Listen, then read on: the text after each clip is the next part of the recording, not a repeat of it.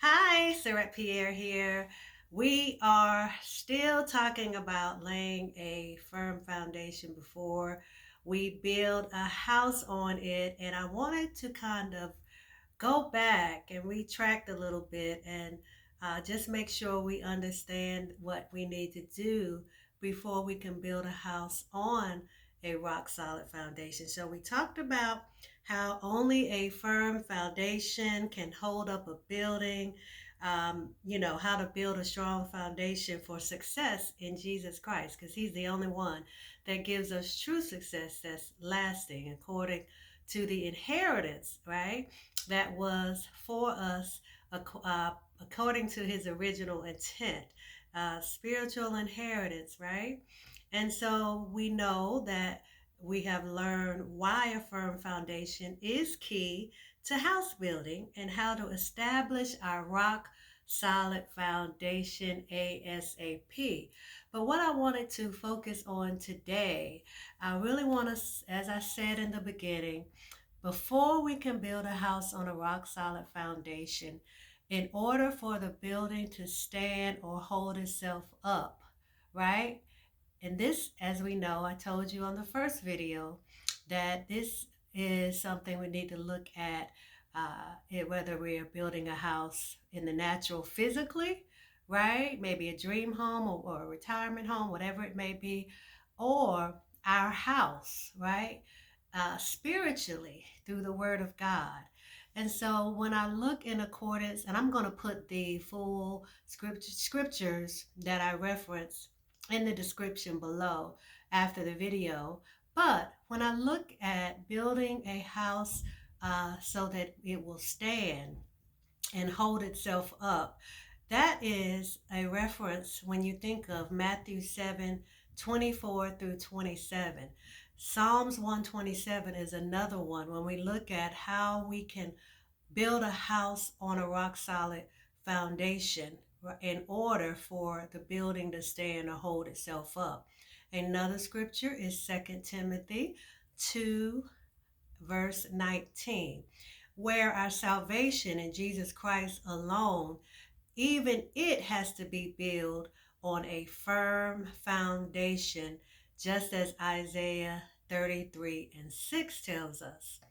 It reminds us, and as we praise our God, the only God, the God of Abraham, Isaac, and Jacob, for He's our rock and salvation. God is our rock and salvation, just as Psalm 62:2 says. And there is no other foundation, right? We're laying a foundation. Look how many scriptures that we are able to just quickly reference as it relates to foundation.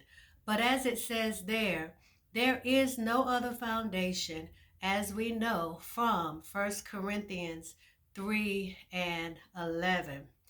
So to even get started building the house, whether in the natural or spiritual, right?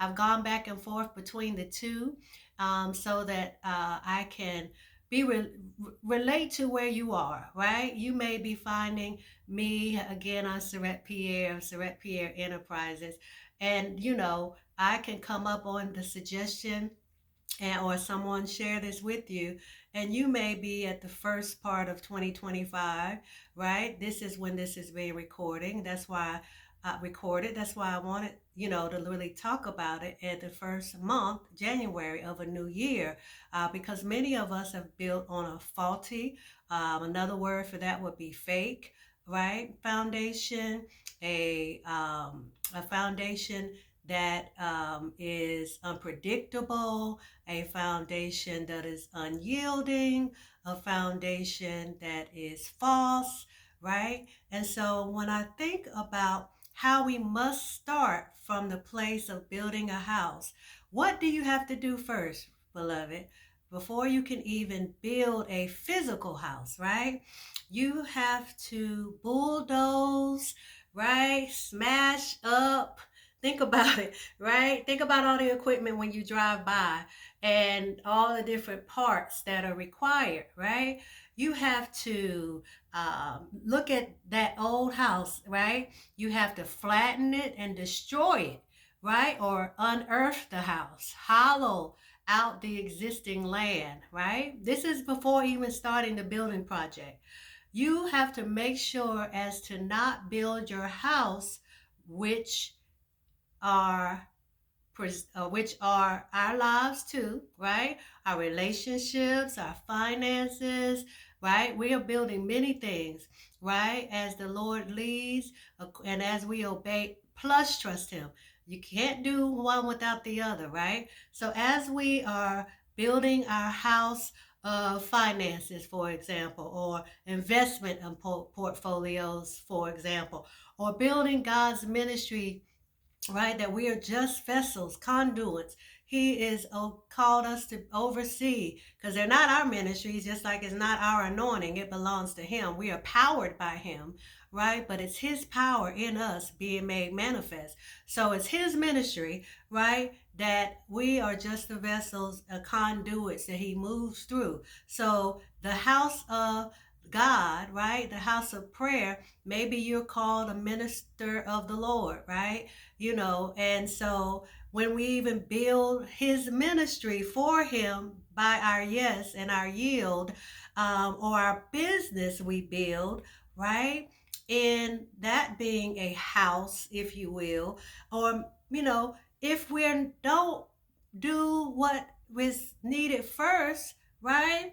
Destroying the old house or that part of the land, unearthing it, or just checking, making sure it's not cracked, making sure the land or the earth or soil is not unreliable, making sure it's not broken, it's not inadequate, damaged, false, right? You're making sure that it's not in any way flawed on the foundation level.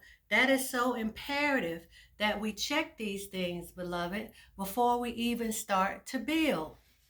Okay? And the reason why I wanted to go there, because when I look even at Psalms 11:3, it reminds us that, what can an honest person do when everything crumbles?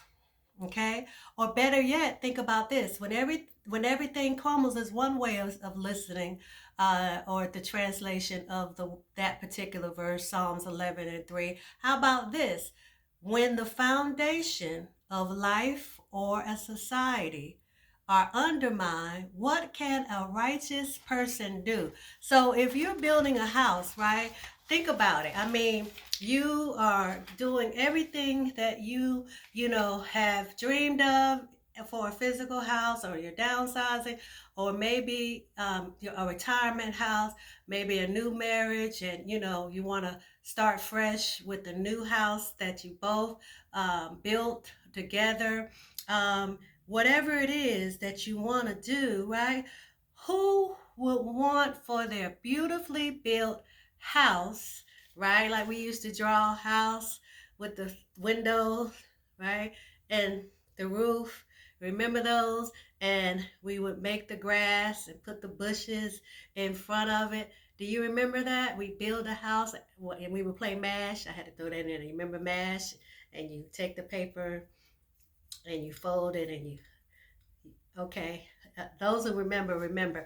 But who would want to build a beautiful house, right? Right here, when we look at our house, we are a spirit. The Holy Ghost, the Holy Spirit is in us, with the soul living in a body, right? We're living in a body. Either way, whatever you're building, spiritually building your body to be more, in tune. Sometimes God will crush you, so that you can descend, so that He can ascend in you, and you keep your gaze set on Him. He's dealing with pride in you, right? Maybe you're stiff necked. Maybe you are just all manner of hard heartedness. Maybe you have been dealing with a lying spirit, or you're a murmurer. You bear false witness against your brother and your sister. You have a jealous heart. Whatever he's dealing with, idolatry, right? You're idolatrous. Maybe, whatever it is that you are needing to be crushed for, when you look at a physical house and the breaking down of the standing house that's there, the house on the property, or just the earth or soil that's there, right? And it needs to be unearthed before you can build. Whatever you're doing, right? Who, again, who would want, think about it, for their beautifully built house? Like I have on makeup, these are my lashes, right? Right? Went as far as getting permanent brows, put on a little, lippy, right? So if I wanted to enhance, let's say, or beautify this part of my body, okay? And the same with the house, all the different pieces that you add to the building of a house. But who would want to do that, beloved? Who would want to go through all that, right? And they keep seeing it fall.